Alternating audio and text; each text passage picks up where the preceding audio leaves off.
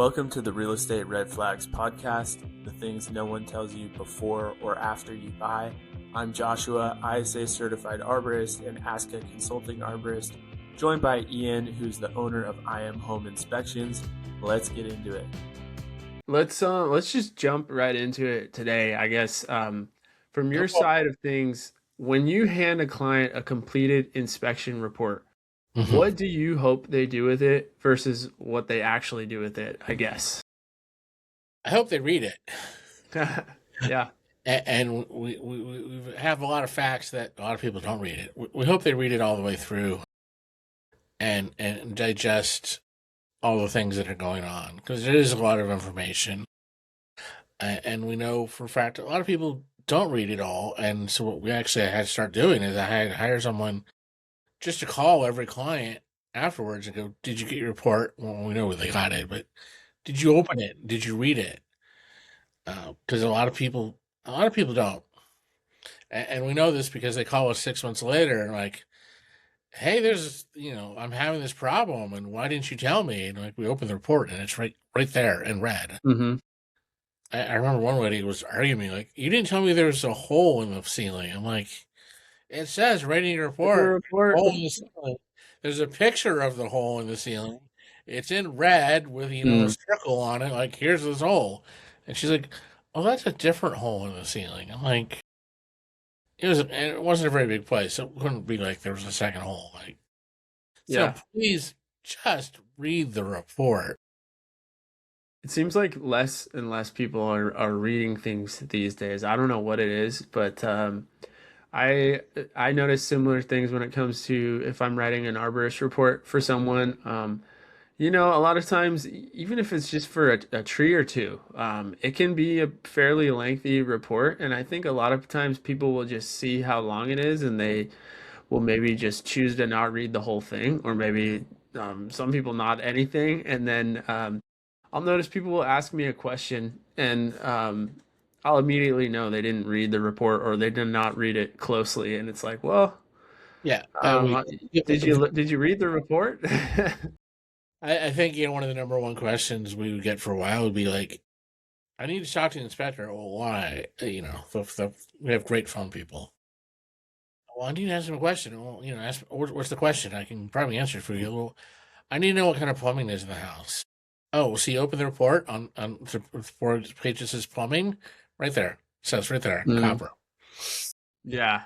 Like all the ladies who work the phones for me are great. They all know the reports inside and out, and they can answer probably 90% of the questions that anybody has. Mm-hmm. And then we have one person whose job it is basically to answer all the questions. So it's rare that we actually need to get in touch with an inspector in the field to ask them specific, because almost everything is in the report. Yeah.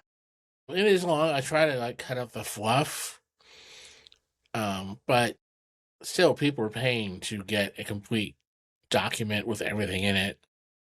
Mm-hmm. And over the years, the reports do kind of grow a little bit because someone said, "Hey, you never told me about this," and you're like, "Oh, well, didn't realize that was important to you." But okay, well, then you start adding it in, and then next thing you know, the report starts getting longer, and every once in a while we do go through like, okay, do we really need to include this information? Yeah. For the most part, is people are paying to get all those details. Right. Yeah, I mean, I guess it's certain people might not care about having everything in the report, but to your point, I'm sure there are some people that want every little thing in there, or as much as you can put in it. So it certainly seems better to make a report longer as opposed to shorter and cutting too much stuff out. So I can see that side of things.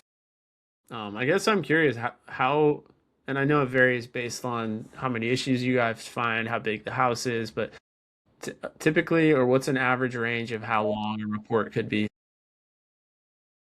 Because everything is HTML now, I don't really have pages. I don't have page numbers. Oh, yeah. I mean, there is a converter. You can convert the report to a PDF and print it out if you really want. And I think you're probably looking at 80, 90 pages for a typical house. Yeah. But for the most part, almost nothing's printed anymore. Everything is online digital format. Yeah. Exactly. And I'm sure if people are looking for something specific in the report, they can, do like a search and find it. The nice thing is on our reports, there's a sidebar with the subjects, and you can click, roof, electrical, plumbing. Oh, that's nice. Click on it and jump right to that section. Uh-huh. That's super nice. It's amazing with technology, just it obviously creates more challenges, but it does make so many things so much more easy and efficient. So that's a cool feature right there. I did want to ask you what's the difference between a deficiency, a safety hazard, and a maintenance item? Does every inspector communicate that distinction differently, or is it clear at least? Well, not every inspector uses those categories. Those are categories that we happen to use. Those categories, a lot of inspectors happen to use, Mm-hmm. but it's not required to use them by any means. It's just required that you report on things. How we kind of determine it, and it does change over the time, is the deficiencies are your main thing. Some things are a little minor, and those will be just put under maintenance because we don't necessarily want someone to freak out over that. And then the important thing is the safety or the reds is just that's the stuff we want to highlight. Like these are the things that could potentially kill you or injure you, or in some cases injure your wallet. Yeah. Like we'll put serious roof issues under red. It's not really you're not gonna be injured because of a bad roof, but it will definitely injure your wallet if you have a bad roof. Yeah. An agent called the other day, like, why did you put the air conditioner on red? It's not required to have an air conditioner. I'm like, it's not required, but if you've been in the valley in the middle of the summer, when it's 100, 110, you're going to want your air conditioning. Yeah. And the client's going to be very upset if they didn't realize that, hey, this was a serious issue. Yeah. So there is a little judgment, and I tell my guys in the field, if you feel it needs to go up a notch, based on the circumstances, do it. We're not, nothing is stuck, on a maintenance or defect or safety item. There sometimes there'd be a situation where, a maintenance item could be more serious, especially when you're looking at the whole picture. I think we talked about that in a previous episode. Sometimes you see something over here, then you see something over here, and on their own, they don't seem that big. But when you put the two together, you're like, oh, wait, these are connected. Absolutely. Yeah. That's a good point you mentioned about the agent. And I guess I'm curious, how much influence does a buyer's agent in this case have over what the buyer decides to negotiate on or ignore? Or is it really just every situation is different in that regard? Oh. Well, I mean, let's back up. As far as what goes in the report, they have nothing. I mean, Yeah. Yeah. occasionally an agent might say, you're not really going to put that in the report. I'm like, yeah, because the report's a legal document, and that's what's going to hold up in a court of law. As far as what we send to the client, and then, then becomes the responsibility to the client to read it. But also the agent should read it. And a good agent is going to read the report, and a good agent is going to sit down with you and go through it and help you realize what is and isn't necessarily negotiable. I mean, I know some clients are like, I want to negotiate on everything. Yeah. And I think a typical agent is going to say, well, that's not particularly realistic. Yeah. We're still in a bit of a seller's market. I mean, it's not as much as it used to be. But, if you don't buy the house because you want 100 things fixed, there'll be someone else who's going to willing to buy it. Someone else will buy it then, yeah. And who are only going to want 97 items fixed, and someone else might only want 8, Right. So a good agent is going to help you negotiate. A bad agent is going to sit there and go, no, this is a big deal. Don't worry about it. Yeah. If an agent says that, you probably have the wrong agent. But, it really depends on the condition of the house. I think I also talked about the price of the house. I mean, some houses, the seller knows it's in bad shape and it's been pre-discounted. Mm-hmm.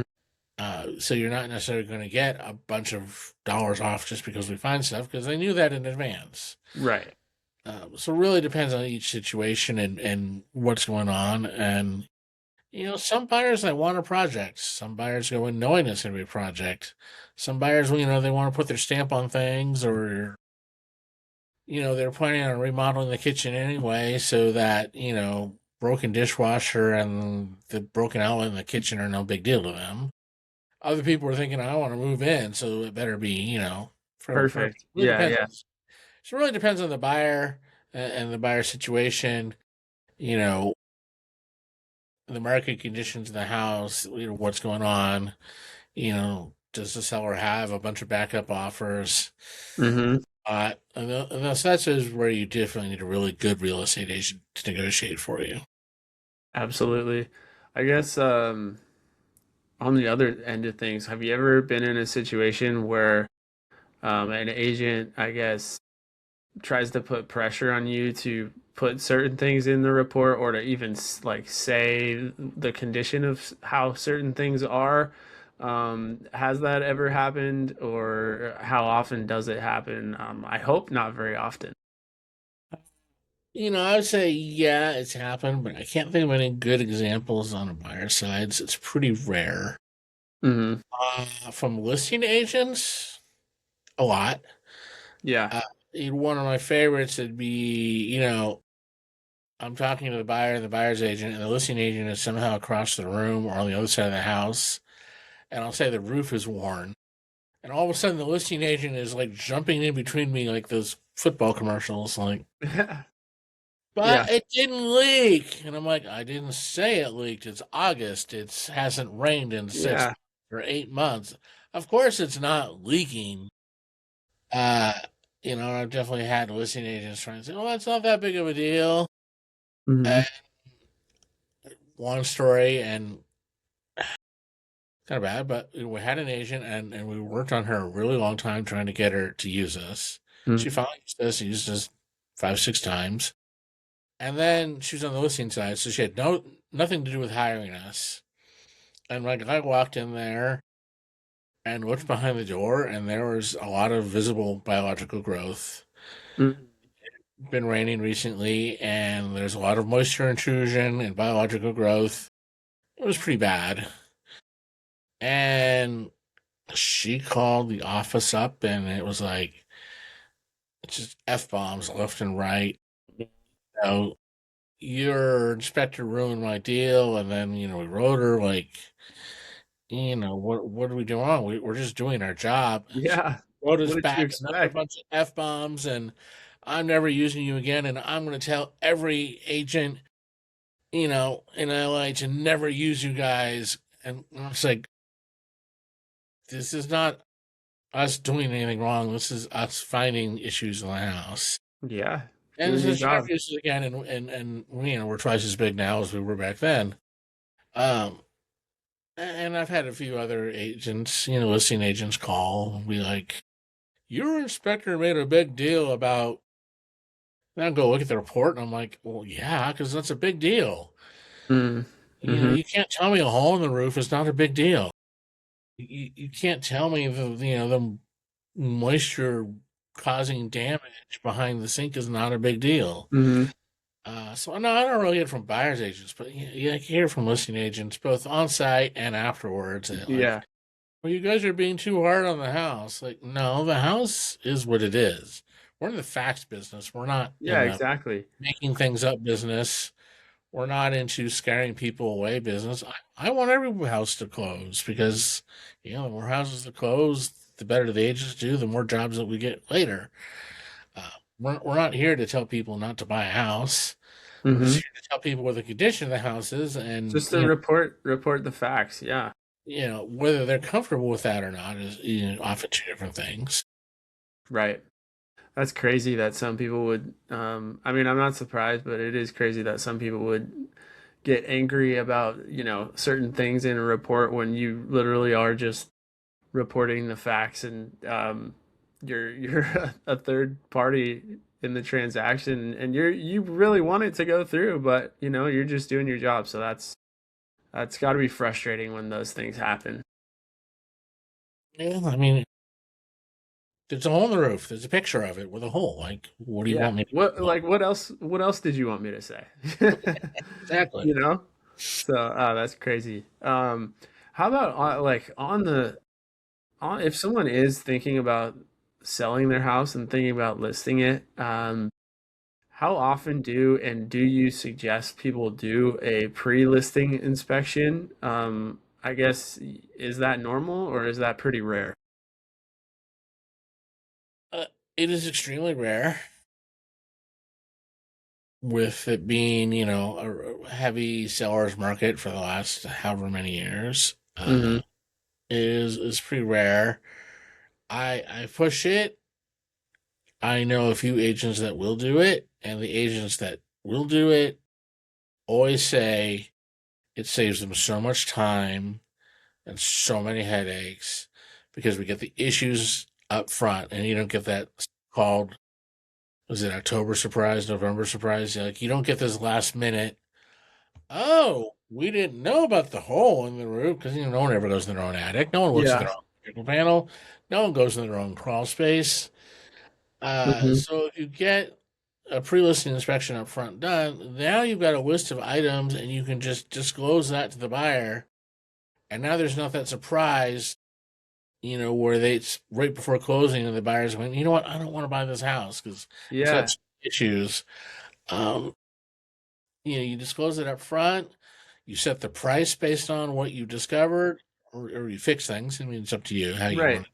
But agents that I know who do it say it is so saves so much time. The transactions close quicker. You have Hmm. less hiccups. You have less canceled escrows. Yet I know so many listing agents also who are just like, no, I don't want to know. I don't want to know. It's not my job to know. I don't want to do it. No, I don't want to pay for it. The seller doesn't want to pay for it. It's not Yeah. our job. And it's just like, it boggles my mind how many agents think pre-listing inspections are a bad idea, which is probably about 95% of agents. When the 5% who do it are like, it saves so much time and so Yeah. many headaches. I could really see the value in that because not only are you basically understanding more about your house before it's listed, you you get to be put in the position where you're aware and you're letting the buyer know, hey, we know these things are wrong with it. Like you can see it in this report, this inspection that we had done. Um, and to me, it would be less likely that they can use that for negotiation purposes because you could say, hey, we already factored this into when we listed it. And then again, to your point, much more likely that it's actually going to close if there's no surprises that come up. If you already knew about a few issues up front, then I could definitely see just everyone being aware of them and much more likely for things to actually go through. So that's a really good point. Yeah, we do have some agents who do them regularly, but it's a small Yeah. percentage. Yeah, I guess I mean it is a cost, so that's probably why it's not done more, but I can see the value in that for sure. It probably saves well more than it costs in the long run in 99% of situations. So that's good to know. What about are there any situations that stand out that you can remember where a buyer ignored a major finding, like a hole in a roof, for example, and it turned into a nightmare? Or are there anything in your that you can remember? Yeah, I one's bad because it was a friend, and we're still friends. Hmm. But they hired me to inspect a house, and I said the roof in this part of the house was collapsing. It was a very big property, very spread out, very large spread out one story house. And I said, the roof over the kitchen, it's really bad shape. And they bought it anyway. And then we had a really bad rainstorm, and that section of the roof collapsed. And she posted a picture of it on Facebook, and I felt so bad. And there's collapsed roof and water coming in, and one of the comments was like, "Oh, you should sue your home inspector. They should have told you that." And she's like, "Actually, my home inspector told me about it. Like it was in the report. We just hadn't gotten around to fixing it yet because I weren't expecting it to rain that bad." Um. So yeah, that story stands out. Just well because Mhm. I know the person and I still know the person. She hasn't held it against me, thankfully, but I told Yeah. her, I mean, you know, you you're told her. bad, You did your part. Yeah. and unfortunately, we had a heavy rain after a long period of it not raining. So Yeah, that's frustrating, but man, yeah, if only she would have dealt with that sooner, when you told her, but there's probably things we didn't know that maybe limited that. I'm not sure. But how about so when a buyer receives your inspection report, what should they do with it? I guess besides read it, in say the 24 hours after they receive it. well, the point of the inspection report is so they can make an informed decision. Do they want to go forward with this uh, purchase or not? Yeah. So, that's the main thing is they need to make a decision at that point. Like, are these issues we can deal with? Are these issues we're not going to deal with? And at that point, make a plan to deal with the issues. Mm-hmm. Like I said, the story I was telling, like they had a plan to deal with the roof, they just hadn't gotten to it yet. Yeah. Uh, um, but make a plan to deal with the issues, and obviously we'd like everybody to repair everything. It's probably Mm-hmm. not practical, and I know it doesn't happen. Uh, Right. You got to prioritize the things that are important, yeah, probably that's probably one of the questions the office get. Well, what order should we do things? And like usually it's like we'll start with the reds, and then Yeah. work backwards. Hmm. Well, yeah, I guess are there any questions that homeowners should ask their inspector that maybe most people wouldn't think to ask when during or after an inspection is done? I think most people are pretty savvy Mm-hmm. to ask, what are the big ticket items? One of the things I was kind of explaining to training, like I mentioned junction box cover on an electric box is actually super dangerous, but it's a 75-cent fix. Yeah.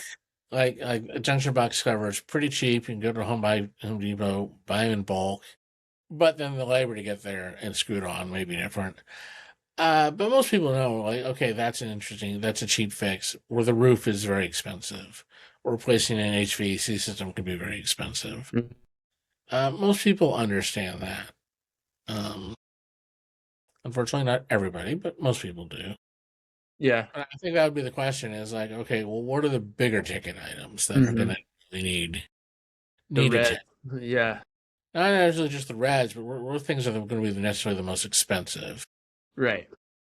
Okay. Well, I guess a lot of things. I'm sure a lot of questions and issues could be avoided just by reading your reports. So that's probably the biggest lesson I've learned in this episode is if you're getting a home inspection performed, the number one thing you can do after you receive it is just read the whole thing. Just read the whole thing, and I'm sure that would clear up a lot of things. Yeah, I still remember it was a summer, and my wife and I were sitting in the pool, and this email comes through. I'm suing you guys. I have these 10 items you didn't tell me about. Your company's terrible. Blah, blah, blah. And we're like, oh gosh, this is not what we want to deal with on a Sunday. On a Get the Sunday. pool, Yeah. dry off, open up the report. All 10 things were in the report. Terrible. Wrote her, this item is here, this item is here. And of course, we never heard from him. That was kind of like what we need to do. We need to get somebody calling people back, just like say, "Hey, did you read the report?" Because it's amazing how many people don't. Yeah. Well, I mean, it seems like that's an important position in your business then, just having someone that can answer all those questions that come up so often.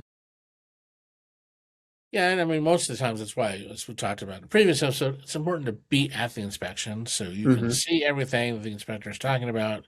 You can ask the inspector questions while the inspector's there. The inspector can take you around, point to things, show you exactly what's going on. So you're not just dealing with the pictures and text later. But if that is why we take a lot of pictures, that's probably why the reports are so long. It's because there's so many pictures now.